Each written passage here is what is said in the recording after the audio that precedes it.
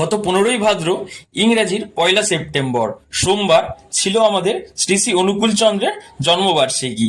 তো সেই উদ্দেশ্যেই প্রতি বছরের মতো এই দিনটিকে আমরা সকাল থেকে উঠে উদযাপন করেছিলাম। সো এই উদযাপনের ভিডিওটাই তোমাদের সাথে একটা ছোট্ট করে শেয়ার করছি। তো মা সকালবেলা উঠেই পুরো ঠাকুর ঘরটাকে সুন্দর করে সাজিয়েছিল। তো প্রতি বছরই এরকম করেই আমরা এই দিনটিকে পালন করি। তো এইটি সাধারণত অনুকূল ঠাকুরের জন্মদিন। এই জন্মদিনটাকেই আমরা অনুকূল ঠাকুরের শিষ্যরা তাল নবমী নামে চিনে থাকি। তো এই দিন মা সকালবেলা উঠেই প্রথমে অনুকূল ঠাকুরের এই তাল নবমী তিথিতে প্রধান যে প্রসাদ অর্থাৎ তালের বড়া তৈরি করেছিল। তো অনেক ভোরবেলা উঠেছিল মা, এই যে তোমরা দেখতে পাচ্ছ কি কি প্রসাদ মা বানিয়েছিল, যেহেতু অনেক ভোরবেলা প্রায় 4টের দিকে উঠে বানিয়েছিল। তো এইসব প্রসাদ রেডি করেছিল। তারপর আমরা উঠেছিলাম, উঠে রেডি করে আমরা বসে গেছিলাম শ্রী শ্রী অনুকূল চন্দ্রের প্রার্থনা করবার জন্য।